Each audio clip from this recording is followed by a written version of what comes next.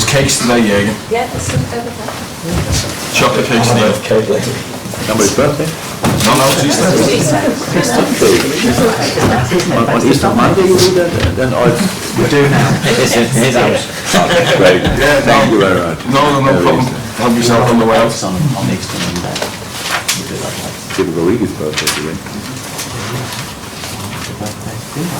Shall we start? Hello Jürgen, thank you again for this. If you were trying to explain Liverpool against Manchester United as a competition, as a rivalry, as whatever it might be to someone who had never been to a Premier League game before, how would you do that? Well, I'm the wrong person probably to do that. Well, this is the 13th time I think that you've been involved in this meeting, so you'll know better than them.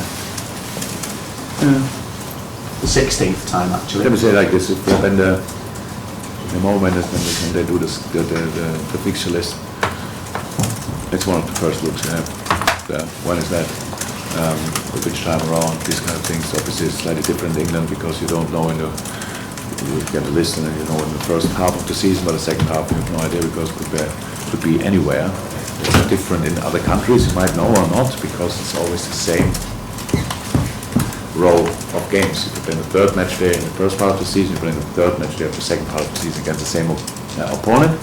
But you have a look and you have a look how who you play around, stuff like this. Is there possibly Champions League around, these kind of things? You want to know that how much time do you have to prepare? It's a big game. It's a massive game. The two biggest clubs in the world, I would say. Maybe in Spain too, we'll say it's differently, but two of the biggest clubs in the world for sure face each other. Massive history around, big fights in the past, big fights since I'm here. We lost strange games against United, took a while until we could win there. All these kind of things, always we had to learn to deal with it. Some players had to learn to deal with it because of how much it means to them. But we are, okay, that's now the 13th time and we should have learned meanwhile. Had enough time to do that. And this time it's an incredibly important game again for both teams. And that says it all. So both teams are fighting for being in the Champions League next year or more. We will see, and that's a tough one. And United is obviously in a situation. They won the last game. Hurt now a little bit. Was not overly happy with the performance, but the result and the results from other games open the door again for the Champions League, and that's the Man United we will face now. They will go for it, and we have to make sure that if they want to go qualify for Champions League, they have to do it without our points. But between now and then, intense 90 minutes, 95 probably, will have to be played. I know your relationship with Ralph Rangnick goes back quite a good few years to sort of before you became the manager at Mainz. I think you'd had a conversation, I think you've mentioned those before. But this is the first time that you've gone face-to-face as managers outside of Germany. So I'm just wondering where your relationship is with him now and how you feel about... On hold.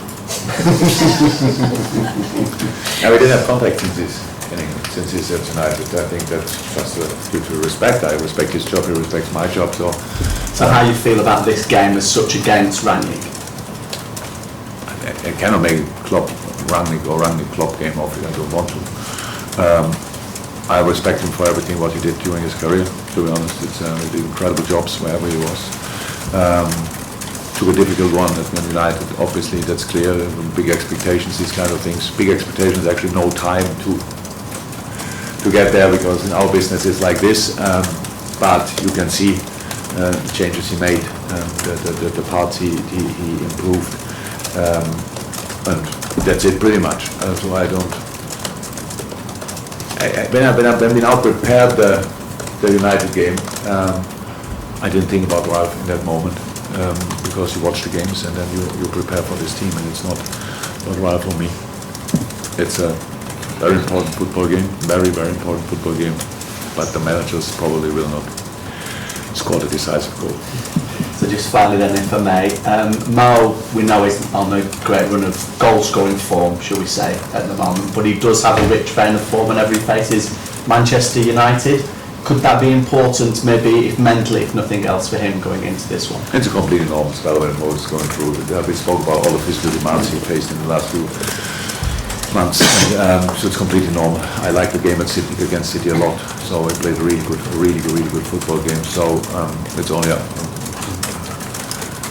question of time when he will score as well. So unlucky in these little moments. We all know if you don't have luck as a striker, you don't even try better. So it was close enough now for a couple of times, and the moment will definitely come. And I'm really happy with the form we showed last week, or a few days ago. You kind of touched on it the other day as well, but when you've got a top player who's having a bit of a lean spell like Mo, do you do anything differently with him? Do you speak to him? Do you need to pick him up at all? No, not really. That depends on how I see him more often in training than I see him in games, and we play our 3 days, so you can see that you have to look at it, and I have to make a decision if there's a need for a talk or not. And we had plenty of talks over the time we worked now together, but in this specific moment there's no need for it. Where we talk, but not about the situation, what you make of it. So we talk about the normal stuff, what he has to do in the game, and what the game plan is, and all these kind of things, and where we try to expose the opponent and all these kind of things. So no, but that's completely individual to all players. And as a group, you've been pretty good at refocusing after big moments. You had that euphoria of getting through a semi-final at the weekend. The fact that it's Manchester United to come, does that make it even easier just to get the mindset back to Premier League? Whatever would have happened 3 days ago, to be concentrated and focused on the Man United game will always be possible. So yes, what makes it easy, I don't know. Whatever would have happened, this Man United game, and it's for us a massive one, and focus will not be our problem tomorrow. Julia?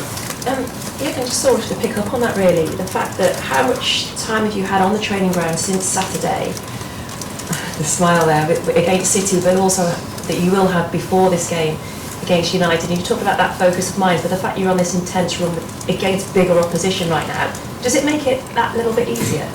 What? That we cannot train? No, that it's a lot the mind. I suppose the mindset is more with the training. But how much training do you need to do because of the opposition that you're facing? Oh, our situation is pretty much now already since early January always the same. There was one international break, and I think, but apart from that, it was always the same. You have so we play on Saturday, Sunday morning session with the boys who didn't play. Normal session. Other boys recover. Today's Monday. Tomorrow we play. So means we have exactly this session today. This session will not last forever. This session will not have 11v11 elements where you go in challenges. It's just explaining the difference between the two games, the last one and this one, because you have it in your mind. What can we use from that? What do we have to ignore from that? All these kind of things.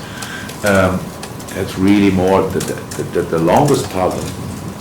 Again, today we'll be sitting here in this room and having a video meeting just to show what are they doing and what are they allowed to do against us, these kind of things. So it does make it easier, whatever. I would prefer always to have time to properly recover and then time to prepare properly, but that's wishful thinking. It will never happen again. So as long as you are successful, you don't have the time. And that's why it's pretty demanding for the players, that you always like, well, celebrating now if you want a semi-final or qualify for the final, but of course it's on the way home. It's you are literally flying, not only sitting in a plane, and that's great. But the boys wouldn't be here, and we wouldn't be in the situation we are in if they would not be ready always to cut off last game, prepare next game as good as you somehow can, and then let's play it as good as you can. And but it's actually, so for 3-4 teams, I think it's exactly the same. For some others, they have obviously lesser games and they can prepare longer. This week now it was pretty similar for United. Same, I think it was Saturday as well against Norwich. And now they didn't have more time, and they cannot use more time. You cannot do anything in training in that time. It's clear. Okay, Chris? Jürgen, the 5-0 win at Old Trafford was one of the last games for United under Ole Gunnar Solskjaer. Just wondering, what changes in United have you noticed under Ralf Rangnick to the latter time of Ole Gunnar Solskjaer's reign?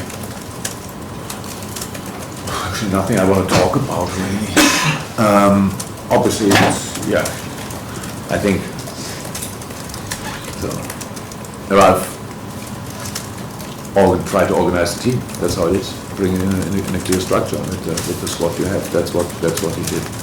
And United played some really good games. But because it's United, even when you win the games, you say, but here's a little not, that's still not there, and stuff like this. So it's difficult to gain some momentum, like you can imagine. And so that's it. But you can see lesser goals for sure. And they dropped some points. If you put them on the point tally, then you see all of a sudden they are fourth in the table, and if they are fourth in the Premier League, means you are a quality side, because with all the opponents you have, it's madness how consistent you have to be to get somehow close to that area. You see Tottenham flying in the moment, and you get a little drop here, but the quality they have is incredible. Chelsea is so strong, and we are all still fighting for getting qualified for the Champions League next year. And if you did that, from that moment on, you can think about something else. But United is in the group as well, and that says a lot about the quality they have. And I just wonder as well, the midfield three rightly got a lot of praise from their performances on Saturday. But given the options that you have in midfield, how difficult is it to select your three in midfield when the options that you'll be leaving out as well? Yeah, in our situation it's clear. There were some players on the squad for the weekend, for example, that will not be in the squad for tomorrow. We're in a really good shape. Really good. So nobody that I wouldn't tell here, obviously, would say, oh, it's easy for us to leave them out. But the boys behave. But if we achieve anything this year, whatever it will be, it's because of how all the boys deal with the situation. That means as well the boys who are not in the squad from time to time, because they keep still the training quality extremely high level. Really, all credit to them. It's absolutely outstanding. So now making decisions, it's but I have to do something, and I don't run obviously on the pitch, and I don't score goals, I don't defend, all these kind of things. So I have to do something, and decision making is one of the things I have to do, and that's all about. You try to figure out how it is. You try to what is best possible formation, and you have to think about intensity in the past, who played how often, all these kind of things. We didn't have that situation too often. Usually in that part of the season we are already on three wheels and try to get somehow through. So hopefully we have to make this decision until the end of the season. Thank you. Okay, last question, Carl, please. Sadio, great game on Saturday. I think he scored 4 goals, 4 games now. I'm just wondering how maybe the added competition he got from Luis Diaz's arrival in January, which will be seen as his position, how much maybe that's influenced or had an effect on his performances or the way he's played, and that role through the middle, is that something you can do longer term for you? I know Sadio since nearly 6 years. As far as I know him, he never needed any kind of competition to try to be the best version of himself.